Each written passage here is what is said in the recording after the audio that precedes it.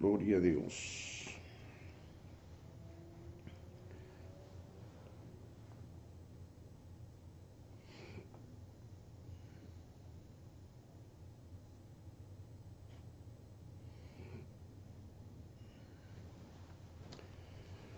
Gloria a Dios, gloria a Dios. Buenas tardes, amado pueblo del Señor. Reciban un caluroso saludo en esta preciosa tarde de día lunes. Es un privilegio y un honor el poder presentarme acá ante estas cámaras para poder llevar la enseñanza que estaremos compartiendo en esta oportunidad. Continuaremos con el tema la corrupción genética de los días de Noé. Esta es la continuación, la parte número 2 de esta serie, la cual creo que estaré impartiendo una enseñanza más con respecto a este tema pero muy importante, número 1. Número 2, un tema en el cual estamos confiando en el Señor de que Él pondrá gracia, Él pondrá sabiduría en mis labios, y que el Santo y bendito Espíritu de Dios pueda llegar no solo a mi corazón, sino que también pueda llegar a ustedes a través de estas enseñanzas y poder profundizar, más que todo poder profundizar un poco más con respecto a lo que son estos misterios bíblicos, estos temas que son de suma importancia, pero que también son temas muy controversiales, son temas peligrosos en cierta manera. Y cuando digo peligrosos, estoy hablando de que muchos en el pasado, y si la historia vuelve a repetirse, muchos en el pasado han tomado o tergiversado estos pasajes bíblicos y los han llevado a un rumbo muy diferente. Pido una vez más su atención, y algo muy importante que recomiendo y estoy recomendando a mis amados hermanos es que podemos tener una libreta a su disposición, algún apunte para que puedan tomar notas de los pasajes bíblicos en los cuales nos estaremos apoyando y poniendo el fundamento teológico para este tema. Muy bien, amado pueblo del Señor, una vez más, a nombre de su servidor, el evangelista José Funes, ministerio La Última Llamada. Que el Señor tenga algo maravilloso, algo nuevo que podamos entender en esta tarde. El tema, una vez más, la corrupción genética de los días de Noé. Ese es el tema general. En esta tarde estaré hablando de una manera muy específica con respecto a lo que fueron los días de Noé. Los días de Noé. Las consecuencias del pecado que ocurrió en ese periodo de tiempo, por las cuales la ira del Señor fue tan grande que tuvo que mandar un diluvio, tuvo que mandar un castigo, un diluvio universal. Entonces la pregunta aquí es, ¿cómo nosotros podemos explicarle a un gnóstico, a un escéptico, a un ateo, cómo podríamos nosotros explicar de que este Dios que nosotros presentamos ante el mundo es un Dios de amor, un Dios de gracia, un Dios de misericordia, un Dios justo? ¿Y cómo nosotros podemos presentar a este Dios ante el mundo Cuando el mundo, específicamente los ateos, cuando el mundo diría, pero ¿cómo es posible que este Dios de amor, de gracia, de misericordia que ustedes presentan es un Dios iracundo, un Dios que tiene las manos llenas de sangre? Porque eso es lo primero que ellos te presentan, que al Dios que nosotros presentamos es un Dios iracundo, es un Dios sangriento, es un Dios que ama la destrucción del ser humano. Esa es una de las primeras o de los primeros ataques o contraataques que el mundo va a presentarnos. Entonces, ¿cómo nosotros podemos explicarle a la luz de las Escrituras? Y aquí comenzamos. Número 1, es importante de que nosotros podamos entender, podamos reconocer este maravilloso don o esta posición que solo Dios como la deidad suprema del universo posee. Y esto es lo que nosotros conocemos en los términos teológicos como los atributos de Dios. En los atributos de Dios tenemos que mencionar que Él es un Dios justo. Ese es un atributo que solo le pertenece a Dios y solo Él puede cumplir ese atributo 100% de las veces. Solo Dios. Entonces Dios en sus atributos, Él es justo, Él es amor, Él es misericordia, pero también Él es fuego consumidor. Estos son los atributos de Dios. Y si en ese atributo ponemos uno de los atributos más grandes y poderosos de Dios, y eso es su santidad. Si ponemos su santidad en una balanza y la justicia de un Dios santo en el otro lado de la balanza, Él no podría ser un Dios justo si no castiga la injusticia. Él no podría ser un Dios justo o santo si Él no castiga la mundanalidad del ser humano, el pecado que existe en el ser humano, porque Él es santo y 3 veces santo, justo, amoroso, misericordioso, pero también es un Dios de justicia. La palabra del Señor en Salmos nos dice que el fundamento del trono de Dios es la santidad y la justicia. Muy bien.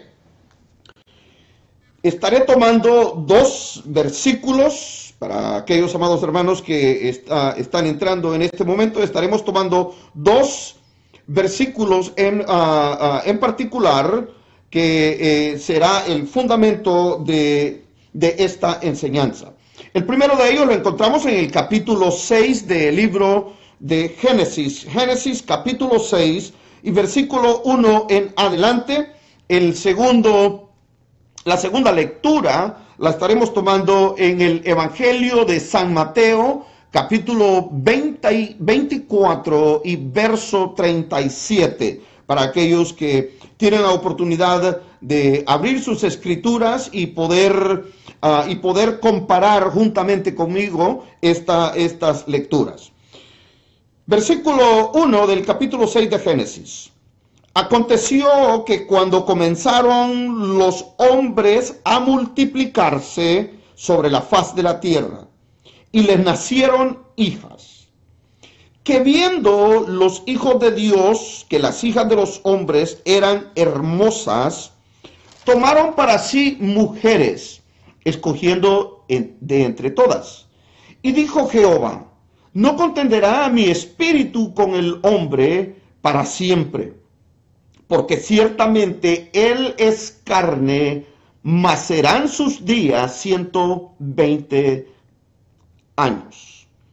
Había gigantes en la tierra en aquellos días, y también después que se llegaron los hijos de Dios a las hijas de los hombres, y les engendraron hijos. Estos fueron los valientes que desde la antigüedad fueron varones de renombre. Versículo 5, esto es algo muy pero muy importante.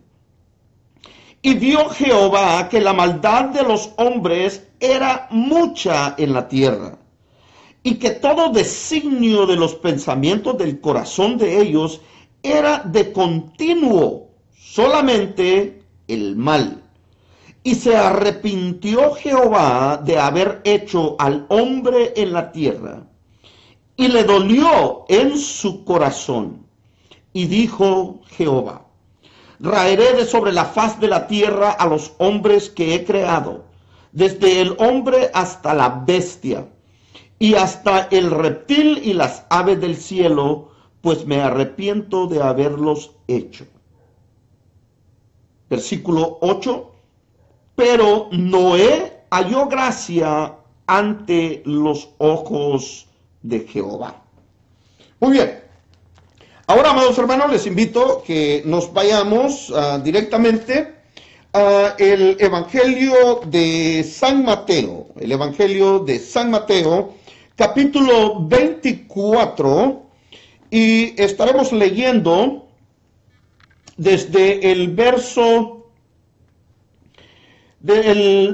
36, porque quiero hacer una conexión con respecto a lo que el Señor Jesús está hablando, o más bien diría, la razón por la cual Jesús hace esta mención con respecto a su regreso a esta tierra. Versículo 36. Pero del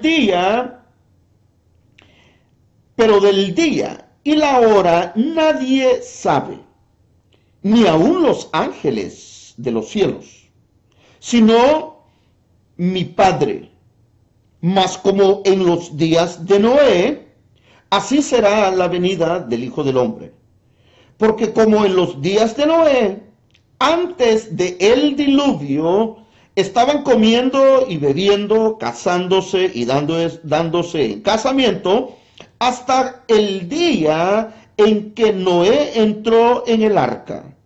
Y no entendieron hasta que vino el diluvio y se los llevó a todos. Así será también la venida del Hijo del Hombre. Qué maravillosa lectura la que el Señor con su gracia o por su gracia y su misericordia nos presenta. Cada vez que nosotros entramos y tratamos de profundizar en este santo y bendito libro que tenemos a nuestra disposición. Amado pueblo del Señor, vamos a dar inicio de una manera muy práctica, pero antes de entrar en ello, para aquellos amados hermanos que en este momento están conectados con nosotros y que tal vez no van a entender el por qué voy a dar inicio con respecto a lo que fue la corrupción, la perversión genética que tuvo y tomó lugar en los días de Noé, y esta es la razón por la que arrancaremos desde ese punto, porque esta es la segunda parte de estas enseñanzas. En la primera enseñanza, y a aquellos que tal vez no han tenido la oportunidad, les recomiendo que puedan entrar a mi muro y encontrarán esta enseñanza, la parte número 1, a donde establecimos de una manera profunda y de una manera bíblica, con respaldo y el apoyo bíblico, de quiénes son esta estos personajes, de quiénes son estas identidades, si le podríamos llamar de tal manera, en la cual el capítulo 6 del libro de Génesis da inicio, hablándonos de que cuando se comenzaron a multiplicarse los hombres, en primer lugar, el Espíritu Santo de Dios a través de las Escrituras es muy específico y muy claro para hacernos entender. Aquí hay tres palabras que nosotros no podemos pasar por desapercibidas. Tres palabras que tenemos que entenderlas en su contexto literal y en su contexto teológico, en otra palabra, de la manera en que Dios ha querido que nosotros la entendamos. Y esta es que la palabra nos dice que aconteció que cuando comenzaron los hombres a multiplicarse sobre la faz de la tierra. En primer lugar, esta palabra hombres es la palabra genética o la palabra común que se usa cuando hablamos del ser humano. En este caso, esta palabra es bene, y así como se escucha, esta es la palabra hombres en términos plurales. No está hablando de que solo que los hombres empezaron a multiplicar, está hablando de que la raza humana como tal comenzó a multiplicarse. Y luego dice que les nacieron hijas. Estas hijas son hijas de hombres de la misma especie, con la misma semejanza y con el mismo linaje. Y cuando digo linaje, estoy hablando con la misma genética humana. Pero inmediatamente después de que el Espíritu Santo hace esta mención, y les nacieron hijas.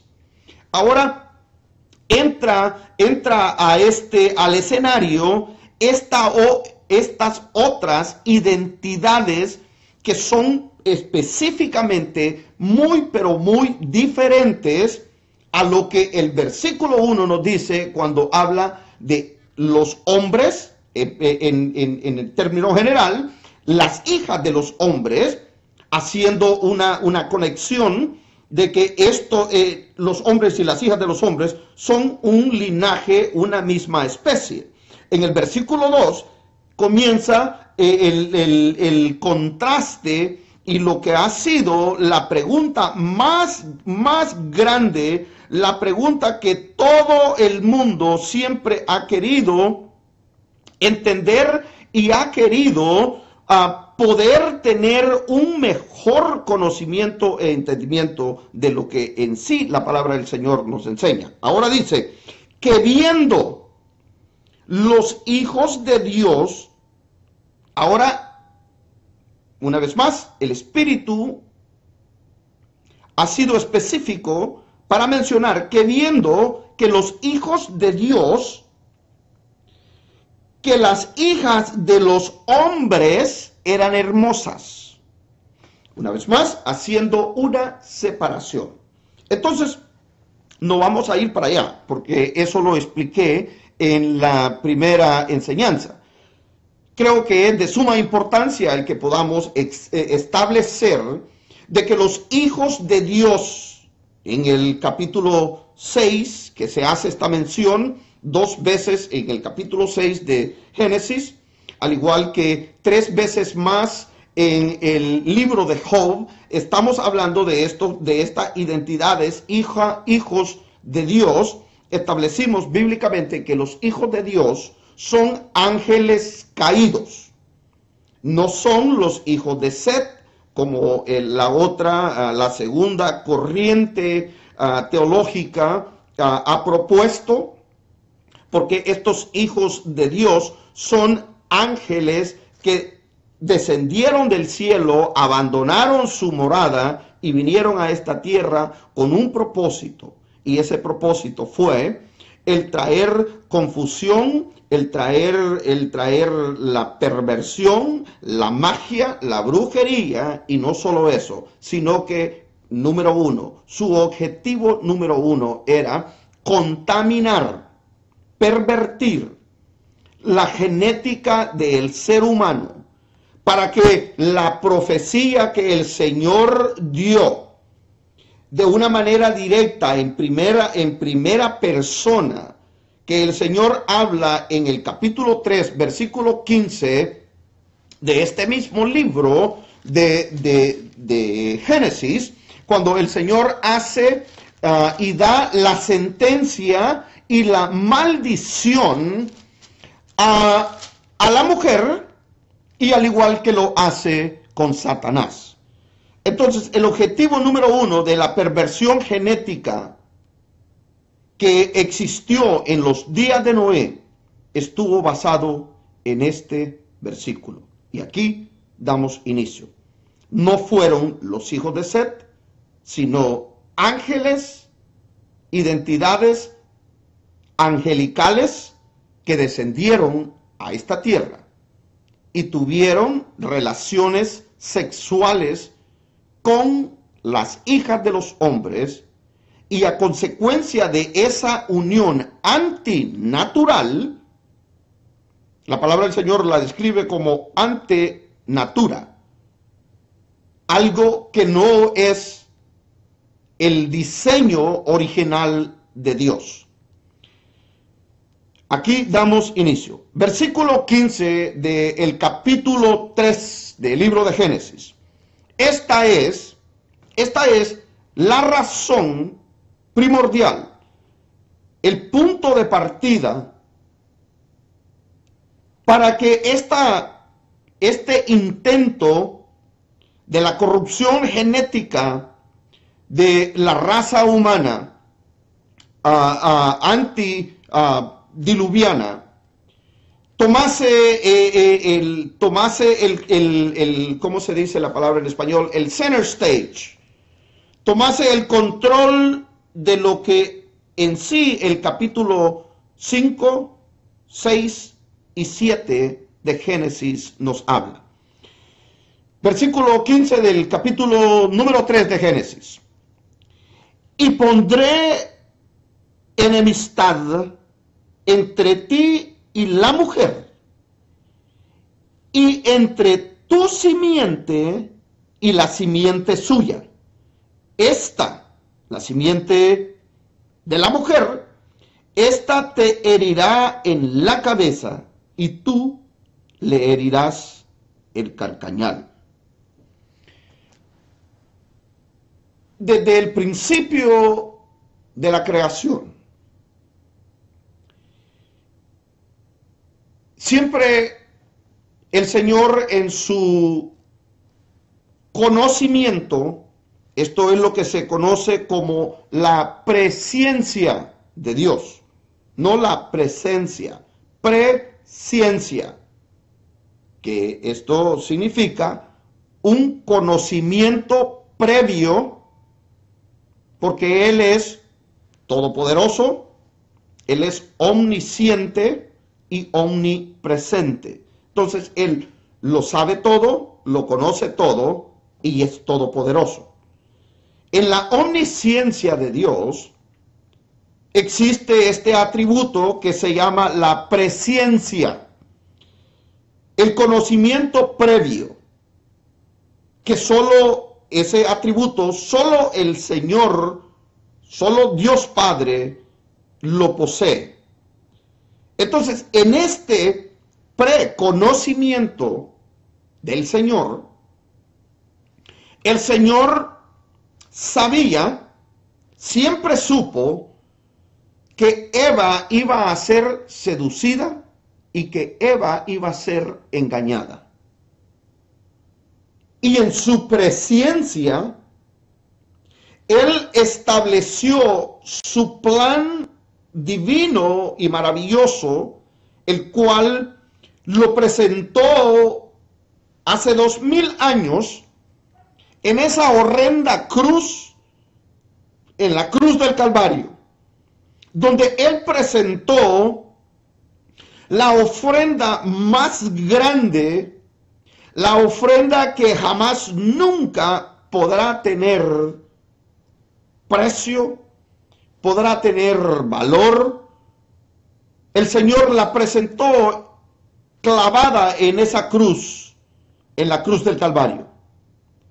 Porque en su presciencia, en su conocimiento previo, el Señor sabía que Eva, al igual que Adán, iban a ser engañados, iban a ser seducidos por el engaño del adversario, del enemigo, del acusador de nuestras almas, el cual ese se llama la serpiente antigua, el diablo, Satanás, Lucifer, como ustedes le quieran llamar, todos los nombres y apodos que por la historia, toda la historia del ser humano se han inventado estos nombres para nuestro enemigo, nuestro adversario.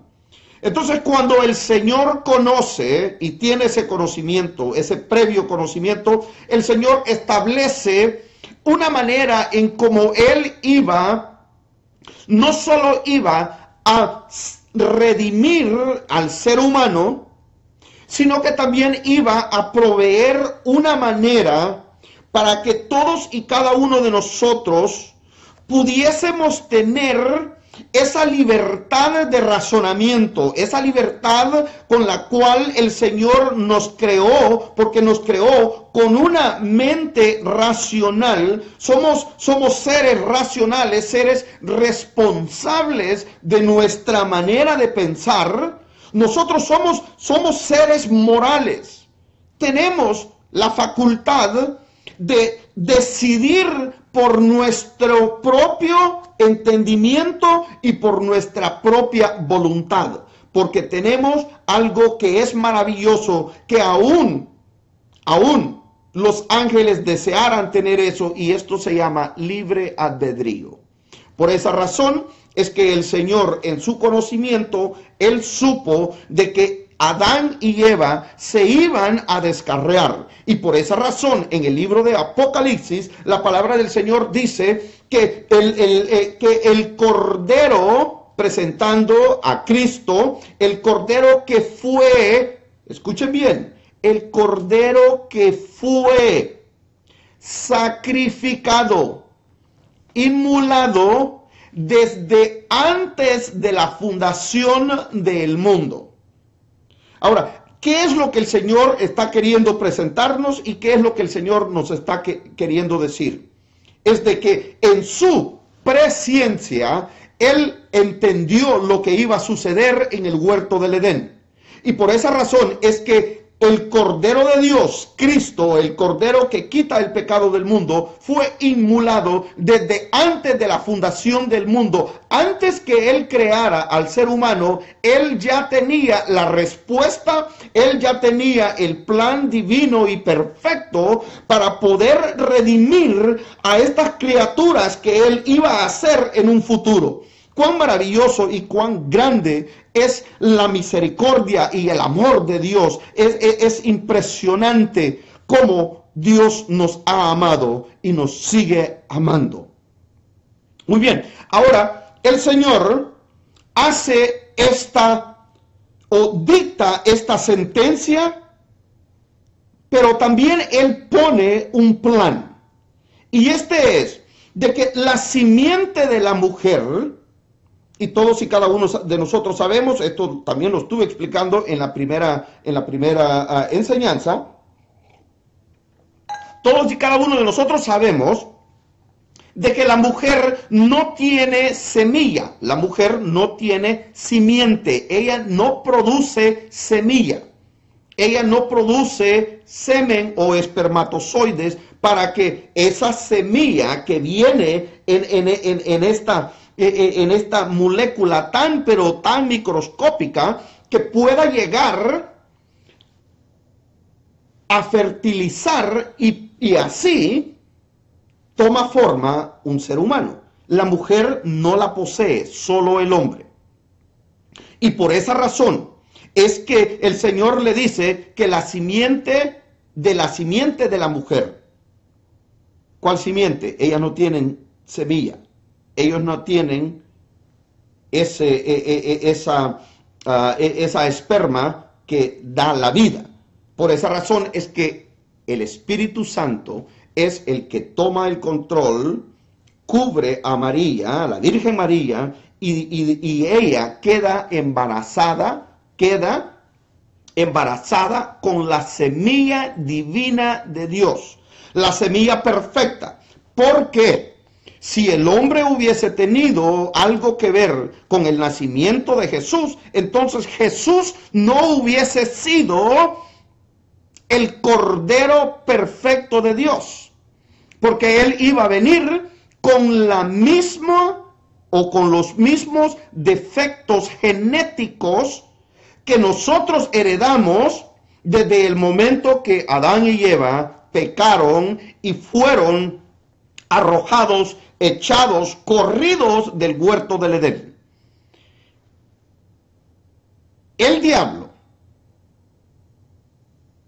diablo recibió esta sentencia en el capítulo 15, en el versículo 15, capítulo 3 de Génesis.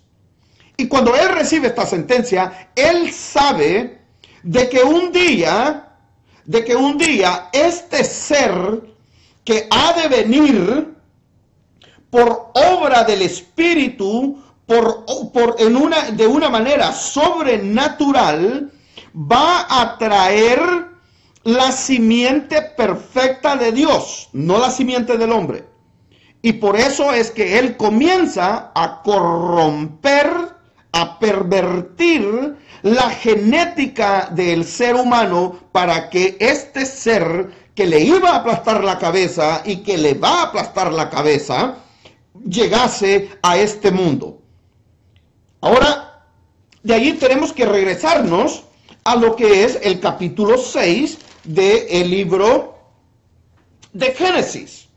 Entonces, ¿cuáles fueron los eventos? ¿Cuáles fueron las características que separaron la generación de Noé con todas las demás generaciones hasta el momento en que Cristo viene y aparece en este planeta Tierra como Señor y Salvador? ¿Cuáles son las características?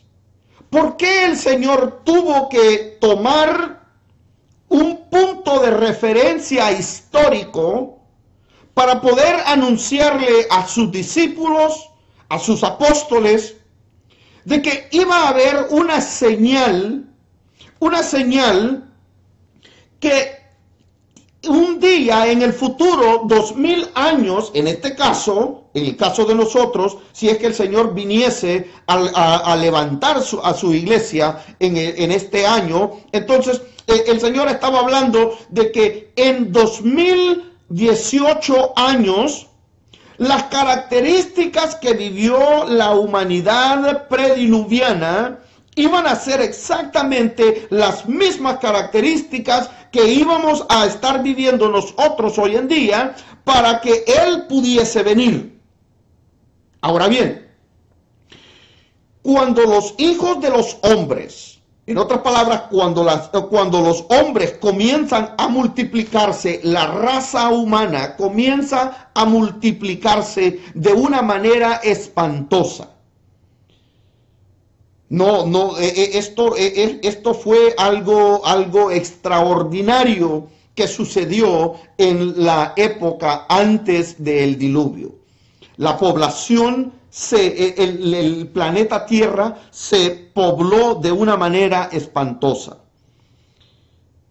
Y la corrupción de la mente y del corazón del ser humano había llegado a tal grado, la corrupción moral, la corrupción genética, los genes, tanto del hombre como de la mujer, habían sido corrompidos, habían sido contaminados, de tal manera que en la mente y el corazón de esta generación, la palabra dice que su pensamiento era continuo todo el tiempo hacia el mal.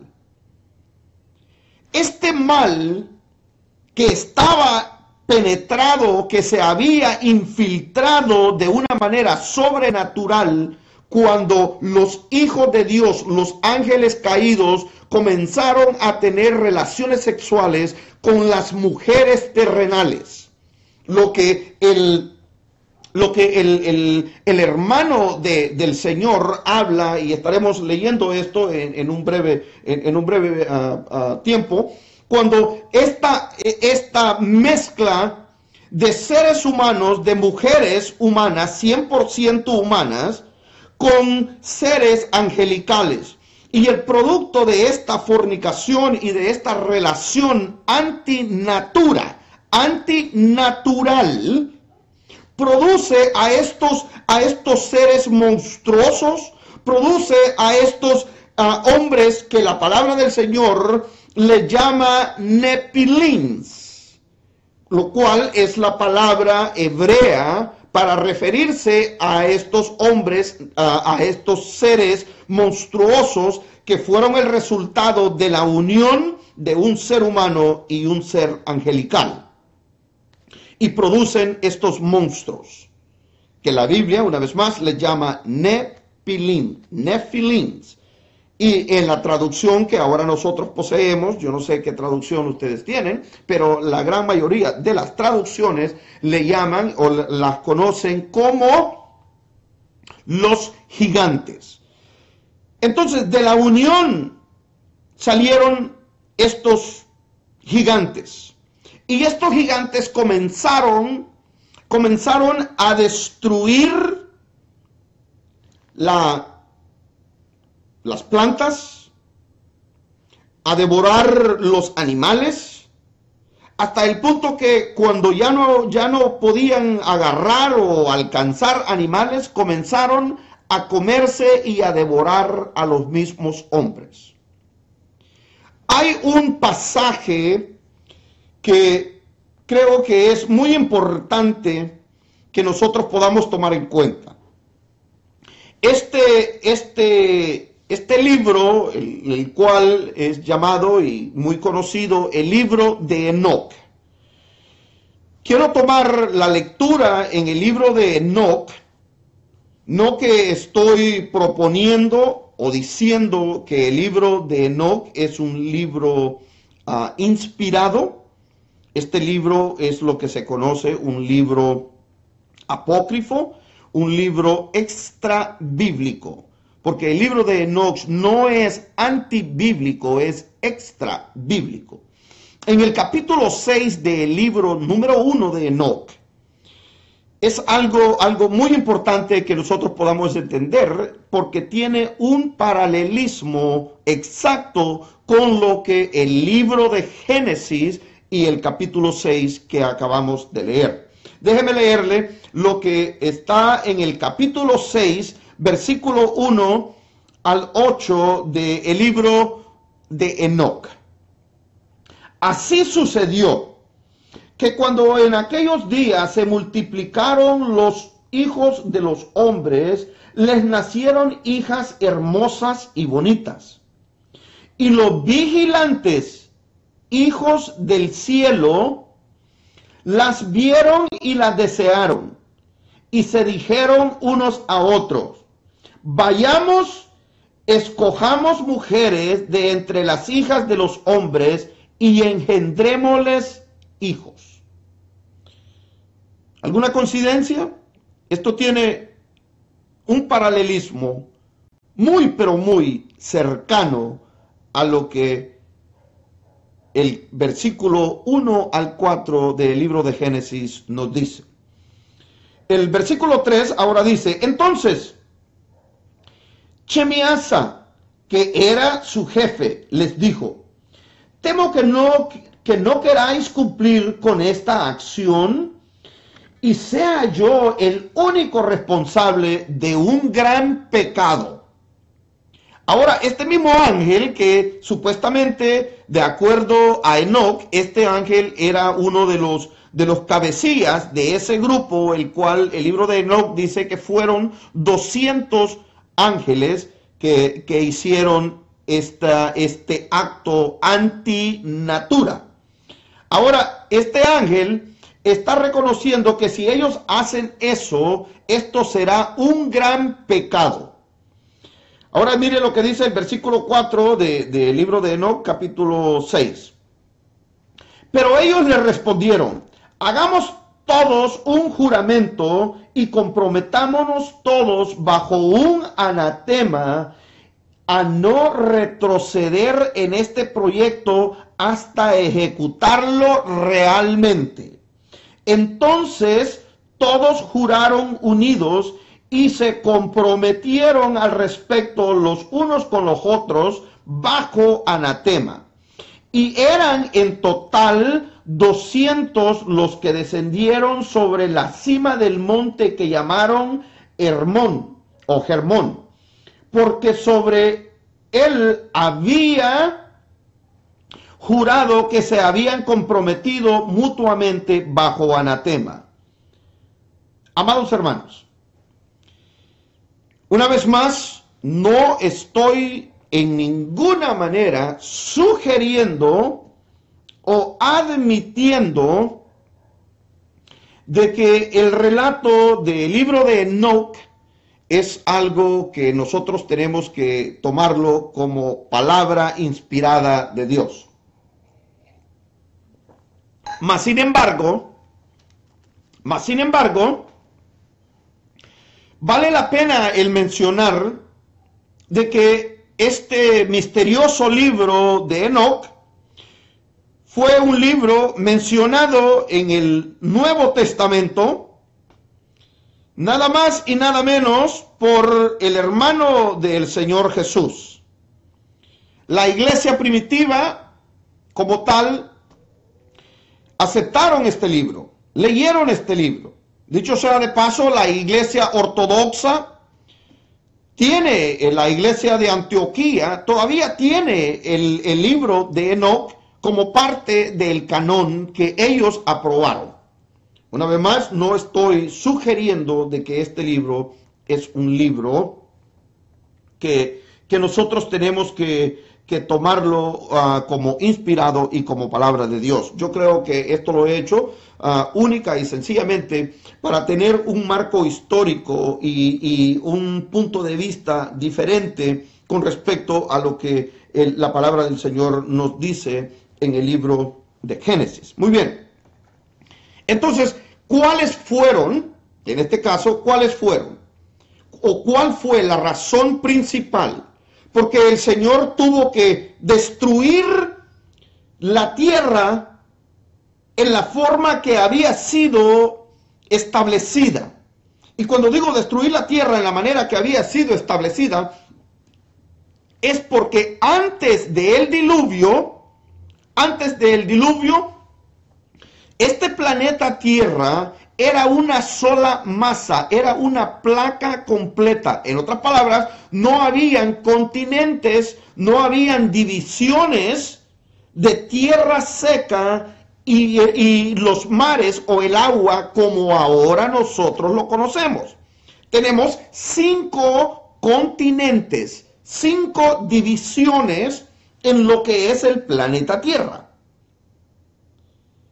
Este no era el caso en el tiempo prediluviano.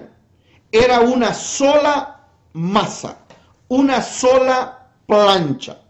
Ahora, la misma ciencia, la misma tecnología, la misma arqueología, los mismos científicos han comprobado y han podido ver y comprobar de una manera categórica con hechos de que como lo que nosotros le conocemos como las placas platónicas que están soportando o sostienen la Tierra. Estas placas platónicas, titánicas, se han movido de la manera en que estaban originalmente, y esa fue la razón porque la Tierra se dividió, los continentes se dividieron. Ahora, si esto no fuese el caso, si la Tierra no hubiese sido una sola masa, ¿por qué en la historia, en lo que ahora nosotros conocemos como la arqueología, la antropología, todos estos sistemas modernos que ahora nosotros conocemos, cómo es posible que ahora se hayan encontrado cadáveres de gigantes, de seres enormes de 10, de 12, 14, 20 pies de altura, en lugares como Arizona, en lugares como Washington, en lugares como Colorado, en lugares como Utah, el estado de Utah, aquí en los Estados Unidos? Alrededor de todo el continente americano se han encontrado fósiles de estos seres gigantescos. Entonces la pregunta es, ¿cómo ellos pudieron pasar o atravesar el mar si en aquel tiempo no existía ninguna manera, hasta que el Señor habla con Noé y le da instrucciones específicas de cómo hacer un arca, de cómo él iba a hacer este tremendo y gigantesco bote o arca, como se le conoce? Y la razón es porque la tierra era una sola plancha. Por esa razón encontramos en la mitología griega, en la mitología romana, en la mitología egipcia, en la mitología americana, en este caso digamos en la mitología maya, encontramos a estos seres, encontramos historias, se han encontrado escritos en piedras de cómo ellos hablaban e hicieron jeroglíficos en los cuales ellos describen a estos monstruos, a estos gigantes, los cuales ellos les llamaban dioses. Entonces, ¿cómo es posible que en Sudamérica, en Perú, en Argentina, en Chile, en Brasil, no hay un país en todo este continente americano en el cual no se hayan encontrado rasgos de esta raza antinatural que existió y tomó parte del tiempo en los días de Noé, antes del diluvio? Ahora bien, cuando nosotros hablamos de lo que fue o fueron los días de Noé, los tiempos de Noé, estamos hablando de que hubo una corrupción sexual genética. El corazón del hombre se pervirtió de tal manera que los mismos hombres, el homosexualismo, el bestialismo, dio inicio precisamente en aquellos tiempos. Que un hombre, un ser humano, tenía relaciones con un animal. Tenían relaciones con cualquier animal. Esa es la razón. Amados hermanos, esa es la razón por lo cual en las mitologías, tanto griegas, egipcias como romanas, siempre se ha hablado de estos seres anormales. Del caballo con la cabeza de hombre, del animal que tiene las patas de chivo y cabeza de hombre, del águila con cabeza de hombre, y todo este tipo de seres místicos, mitológicos, de las sirenas, cola de pescado, cabeza de mujer, el mismo dios Dagón de los filisteos, un dios que tenía cuerpo de pescado y cabeza de hombre. ¿De dónde salieron todas estas mitologías? ¿De dónde salieron todas estas leyendas? ¿De dónde salieron todos estos pensamientos? ¿A poco nuestros antepasados, nuestros antiguos, estaban locos? ¿Qué era lo que sucedía? ¿Qué sucedió?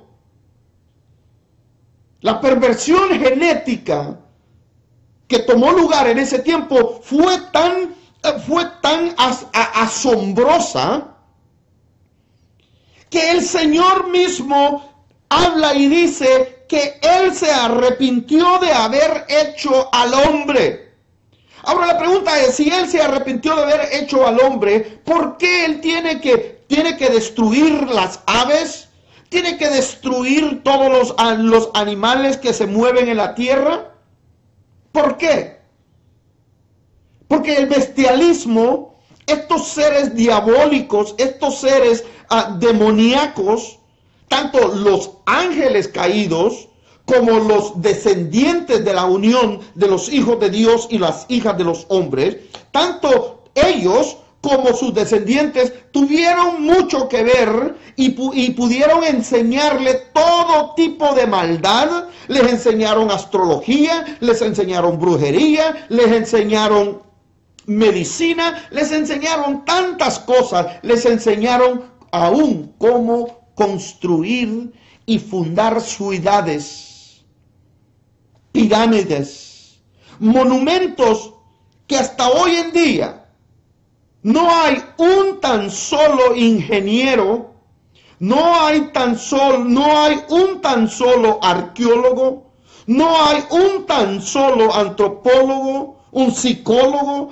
que pueda dar una explicación de cómo se hicieron estas majestuosas construcciones que han sobrepasado todo el entendimiento del ser humano hoy en el año 2018. Siglo XXI, todavía no se ha podido descifrar.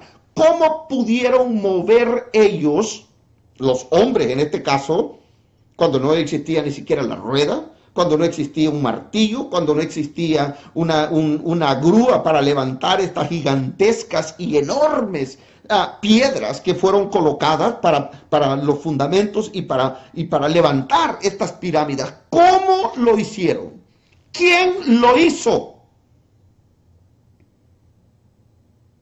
No existe hoy en día una explicación razonable, una explicación que pueda traer un poco de luz, más que lo que encontramos en este santo y bendito libro. Es la única explicación que nosotros tenemos. Lo que la palabra del Señor nos habla y nos dice de que existió en los días de Noé esta corrupción moral, esta corrupción sexual, hasta que el Señor tuvo que derramar su ira y traer justicia a este mundo, a este planeta Tierra. Y cuando hablamos de la justicia, ahora quiero que leamos enseguida en lo que es el capítulo 6 del libro de Génesis. Miren lo que el Señor nos dice en el capítulo 6, versículo 9. Hablando de que llegó el momento, llegó el tiempo en cuando el Señor tenía que tomar una decisión, y esa decisión era que Él tenía que destruir todo ser viviente en la tierra, incluyendo animales. Pero mire lo maravilloso que es la palabra del Señor. Versículo 9. Estas son las generaciones de Noé. Noé. Hay una coma, esto es algo importante. Estas son las generaciones de Noé. Ahora dice Noé. varón justo. Era perfecto en sus generaciones. Con Dios caminó Noé. Este es el versículo clave. Noé era un hombre justo. En otras palabras, Noé era un hombre que encontró gracia ante Dios, y esa gracia que encontró ante Dios es que lo movió por fe. Escúchame bien, no se me pierda, quiero que me sigan. La gracia que Dios dio a Noé produjo fe en Noé para poder creer en lo que el Señor le estaba diciendo. Porque el justo por su fe vivirá. El justo no vive por lo que palpa, por lo que toca, por lo que huele, por lo que siente. El justo vive por fe. El justo mira el futuro a través de los ojos de la fe. Entonces, cuando nosotros caminamos con fe y por fe, entonces esa es lo que el Señor imputó en estas generaciones antes de la venida del Mesías, y les atribuye justicia, al igual que lo hizo el padre Abraham. Y Abraham creyó a Jehová y le fue contado por justicia. Entonces Noé era justo porque él creyó en la voz y en la palabra del Señor. Entonces estamos de acuerdo que Noé era justo. Ahora, la siguiente palabra es la palabra más importante. Yo diría la palabra más importante y la clave principal de este argumento. Noé, varón justo, era perfecto en sus generaciones y caminó con Dios. Aquí es donde quiero que nos detengamos un breve minuto. Noé era perfecto en sus generaciones. Esta palabra, perfecto, en el original griego, en el original hebreo, implica limpio, sin mancha, y luego la palabra generaciones está hablando de linaje o semilla. Entonces, no podemos tomar esta palabra perfecto desde el punto de vista espiritual, porque la palabra del Señor entonces se estaría contradiciendo a sí misma. La palabra dice que no hay justo ni aun uno, hablando de la justicia nuestra, de nuestra propia justicia. No podemos ser justos con nuestra justicia. Somos justos, somos justificados por la fe. Romanos 5:1. Ahora bien, no hay perfecto, no hay nadie que sea perfecto, no más uno, y ese es el Mesías, el Cristo que iba a venir en el futuro. Entonces la palabra del Señor no se puede contradecir diciendo de que Noé era perfecto, porque no hay un ser humano que pueda ser perfecto. Una vez más, ahora el Señor no solo nos dice de que Noé era perfecto, mire, era perfecto en sus generaciones, en sus genes, en su ADN.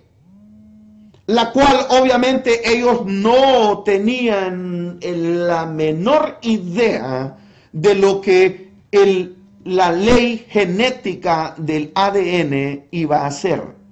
Porque esa ley, la ley del ADN, la genética no se descubrió hasta el año 1864. Y no fue hasta el 1969, cuando estos dos doctores americanos, el doctor Rich, descubrieron por primera vez los códigos genéticos que existen en cada célula de nuestro cuerpo. Entonces, el Señor está hablando de que Noé era perfecto en su generación.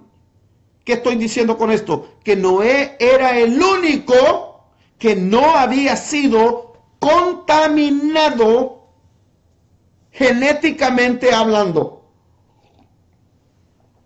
Por eso es que el Señor dice que Noé encontró gracia, y Noé, su generación, sus hijos, las mujeres de sus hijos y su esposa son los únicos que el Señor salva.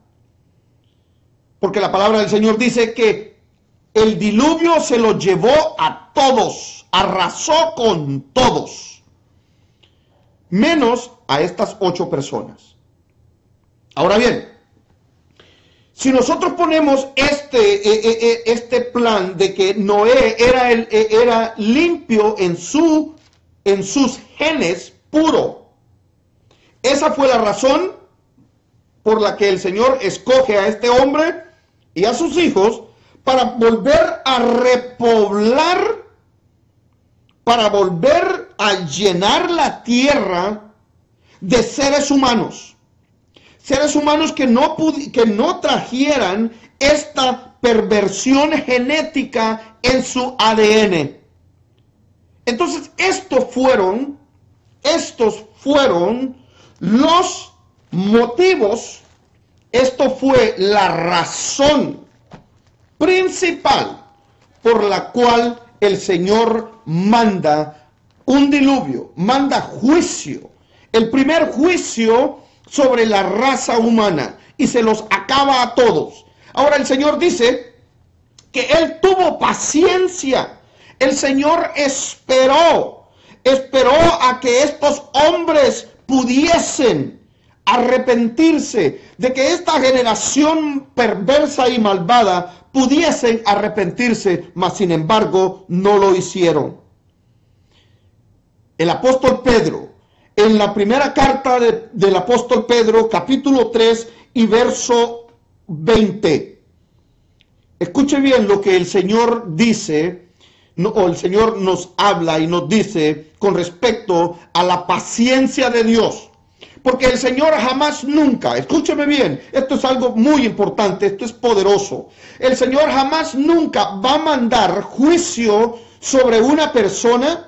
Jamás nunca va a mandar juicio sobre una nación, sobre un pueblo, sobre una familia, sin antes Él habernos dado advertencias, sin antes Él no haber mandado a alguna persona a que te trajera un mensaje de reprensión, un mensaje de alerta, que te trajera exhortación. Jamás nunca el Señor haría a tal cosa o traería juicio sobre una persona sin antes advertirle de su error, de su pecado, y darle la oportunidad de que pueda recapacitar, de que pueda arrepentirse, cambiar su mente.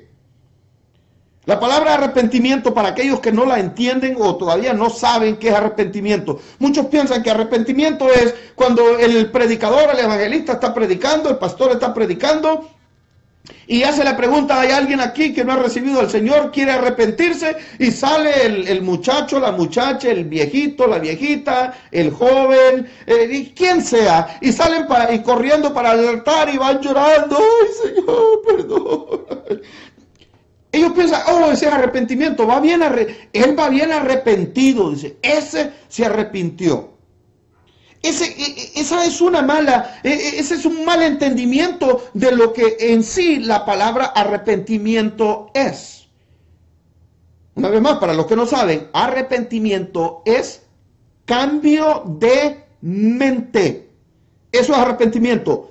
Cambio de manera de pensar.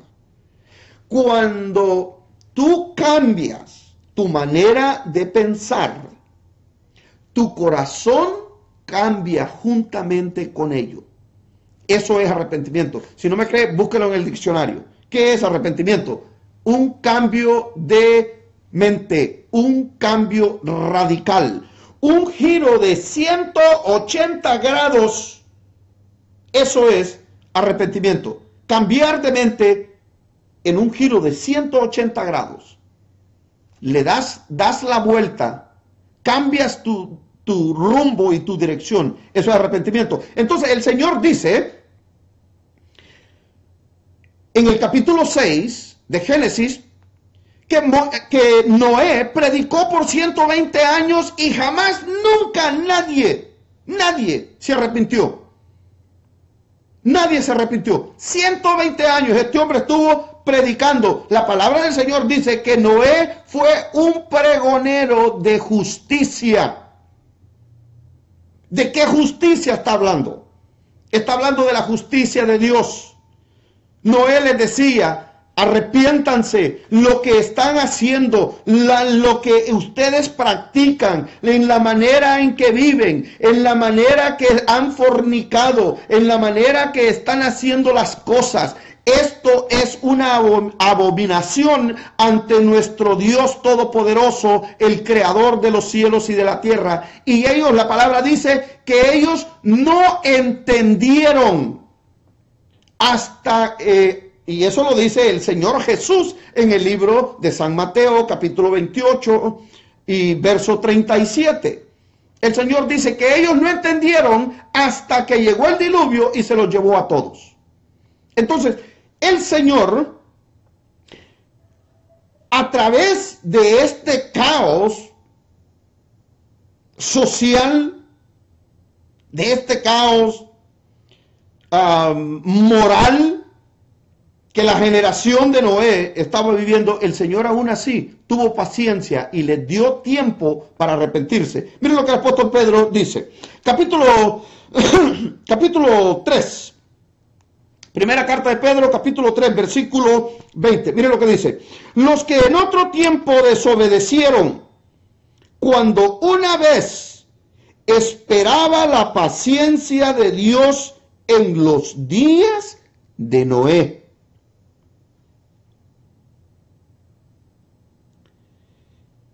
Los que en otro tiempo esperaba en la paciencia de Jehová en los días de Noé, mientras se preparaba el arca en la cual pocas personas, es decir, 8, fueron salvadas por el agua. ¿De qué está hablando? ¿De qué está hablando el apóstol Pedro? Está hablando de aquellos que en otro tiempo, ¿quiénes son esos? ¿Quiénes son ellos? La generación de Noé, la generación que no quiso entender, la generación que tomó por desapercibido el mensaje que el Señor les mandó a través de los labios de Noé. ¿Pero qué hacían ellos? ¿Qué era su comportamiento? ¿Qué era su manera de pensar? ¿Qué era la manera en la cual ellos miraban? Ellos, su mente y su corazón estaba pensando la maldad. Y era de continuo.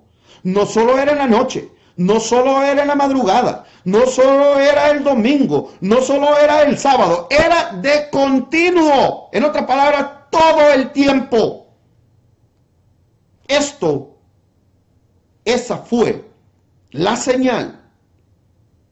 Esos fueron los efectos que la perversión genética en esta generación provocó, a tal grado que el Señor tuvo que destruir a toda la raza humana, incluyendo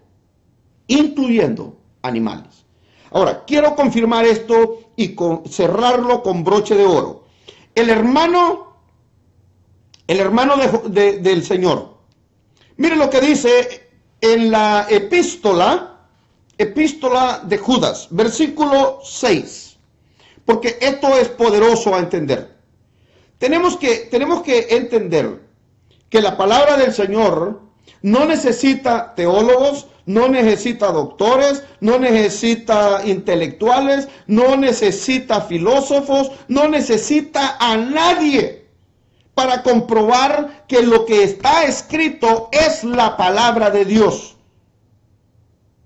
Que lo que está escrito fue inspirado por el Espíritu Santo de Dios.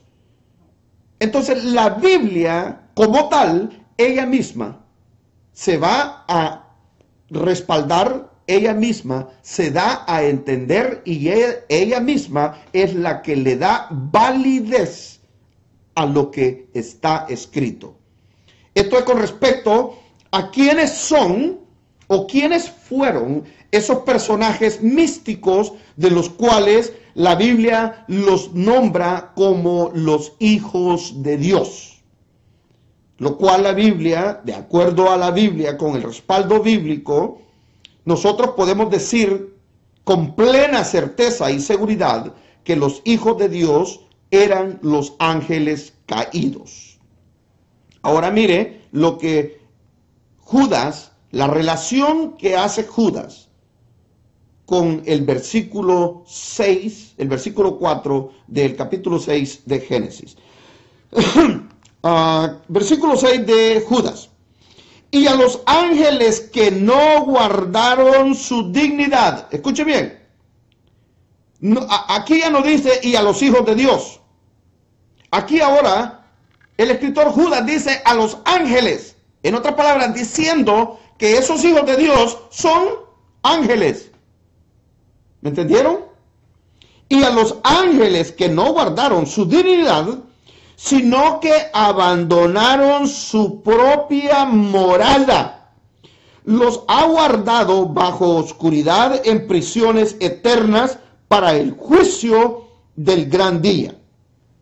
Ahora aquí viene el enlace de lo que son del pecado que cometieron estos ángeles con respecto a lo que es la moral, a lo que es ir en contra de la natura o naturaleza, la cual el Señor estipuló: hombre con mujer, mujer con hombre.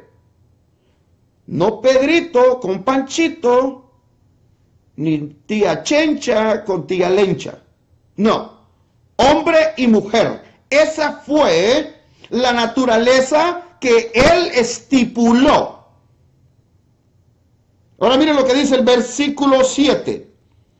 Como Sodoma y Gomorra y las ciudades vecinas, las cuales de la misma manera que aquellos.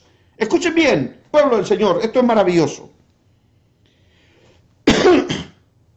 ¿Qué relación tienen los ángeles que él le llama, o los hijos de Dios que se les llama en el versículo 4 del libro de Génesis? ¿Qué relación tiene estos seres o estos ángeles con lo que ahora Judas está hablando? Número 1, que son ángeles. Número 2, que abandonaron su morada. Abandonaron y no guardaron su dignidad. Ahora lo relaciona con Sodoma y Gomorra. Pregunta, ¿cuál es la conexión entre lo que estos ángeles hicieron con las hijas de los hombres y Sodoma y Gomorra? ¿Cuál es la conexión?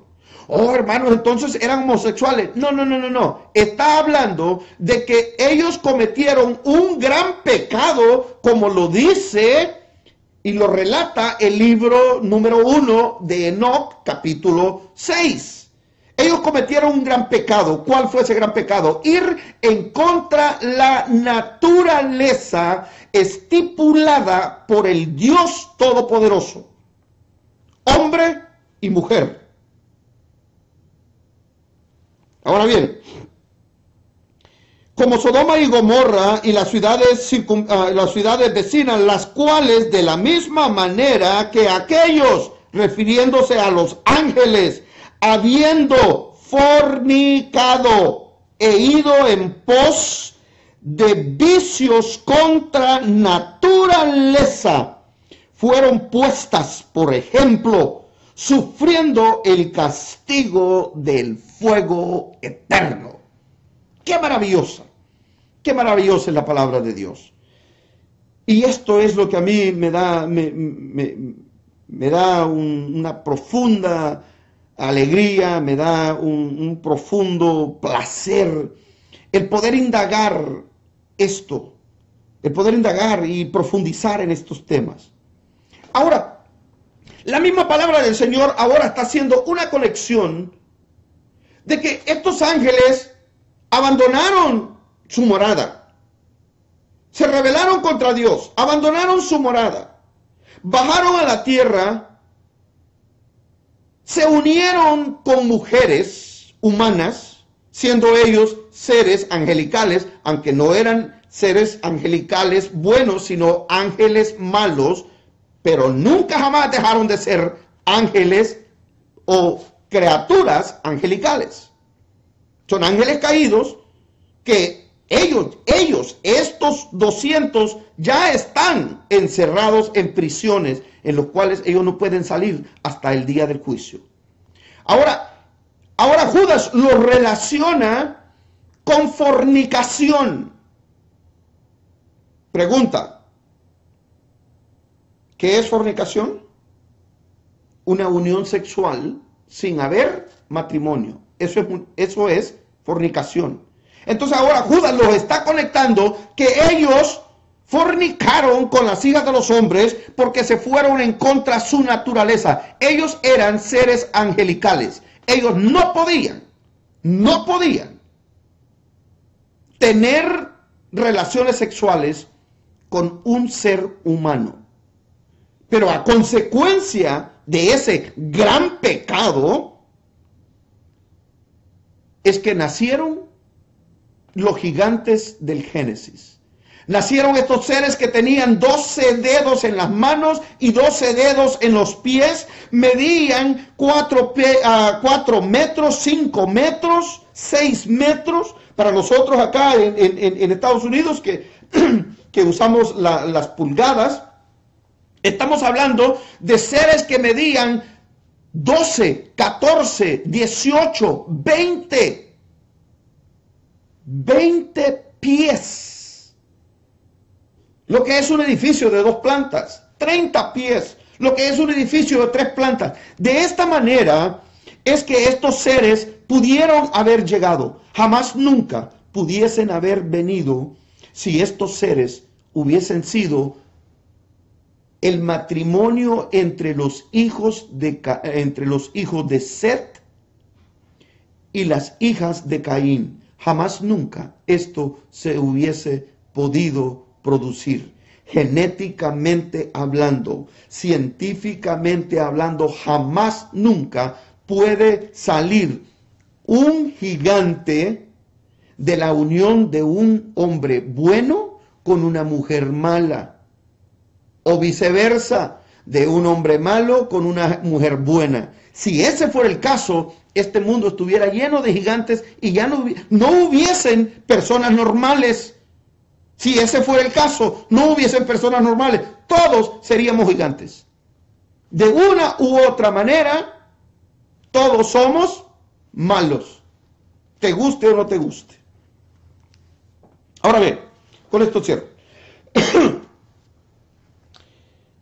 Los apóstoles le preguntan al Señor y le dicen, le hacen esta pregunta, una de las preguntas más, pero más importantes y más maravillosas que nosotros podemos encontrar.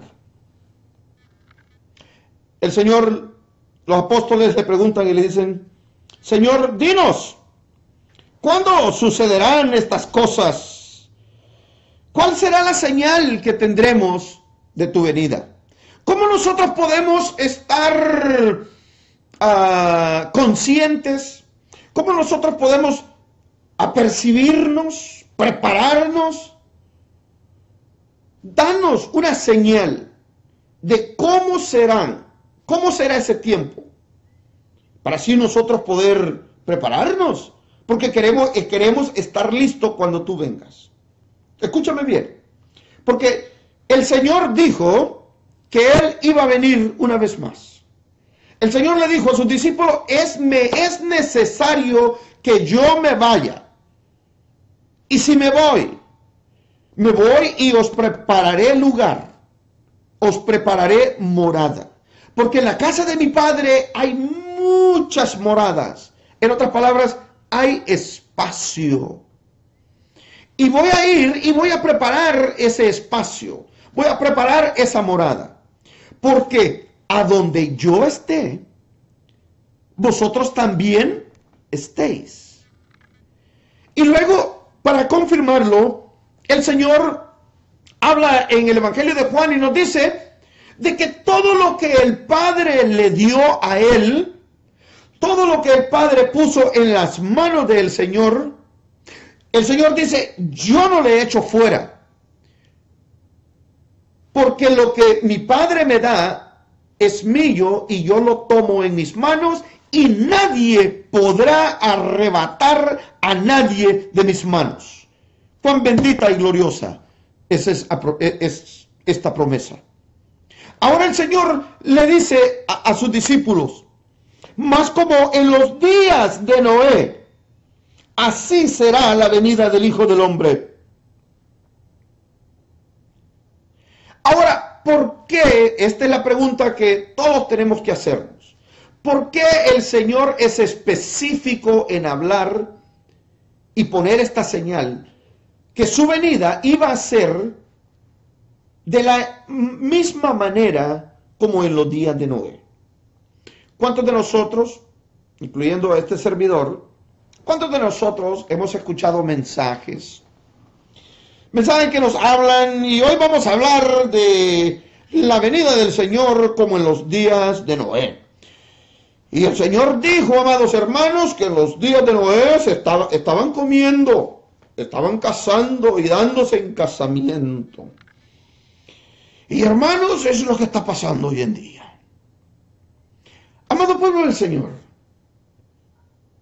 lo que el Señor quería decir cuando dijo que estaban comiendo, bebiendo y dándose en casamiento, es que el Señor dijo: esa es la vida normal del ser humano. Tienen que comer para subsistir, tienen que casarse para reproducirse. Eso es un trabajo, si lo podría llamar de tal manera, un trabajo elemental del ser humano para que nosotros nos podamos reproducir. Mas, sin embargo, el Señor en el versículo 39 dice que ellos no entendieron hasta que vino el diluvio y se los llevó a todos. No, la pregunta es, ¿no entendieron qué? ¿Qué fue lo que no entendieron? ¿No entendieron que no tenían que casarse ni tenían que comer? ¿O qué fue lo que no entendieron? ¿Qué fue lo que no entendieron? Esa es la pregunta del millón. ¿Qué es lo que Jesús estaba diciendo?